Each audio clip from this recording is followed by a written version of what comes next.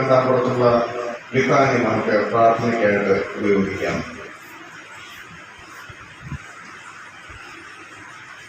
സകലത്തെയും സൃഷ്ടിച്ച ദൈവമേ, ജനനം താനും ഞങ്ങൾക്ക് നൽകിയ കർത്താവായ ദൈവമേ, സ്വർഗ്ഗസ്ഥ പിതാവേ, അങ്ങ് വാഴ്ത്തപ്പെട്ടവനാകുന്നു.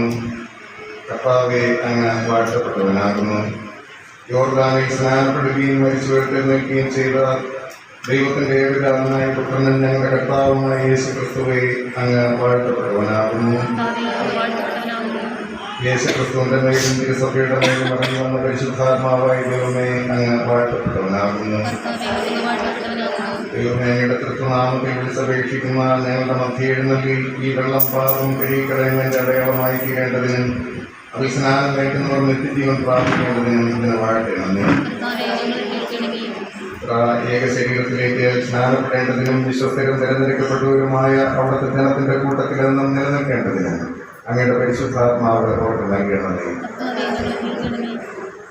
ക്രിസ്തുവിനോട് തന്റെ മരണത്തിനും ഉയർപ്പിനും ഐക്യപ്പെട്ട് പാപത്തിന് മരിക്കുകയും നീതിക്ക് ജീവിക്കുകയും ചെയ്യേണ്ടതിന് കൃപകരണമേ. അന്ധകാരത്തിൽ നിന്ന് പ്രകാശത്തിലേക്കും മരണത്തിൽ നിന്ന് നിത്യജീവനിലേക്കും പേർ നടത്തണമേ.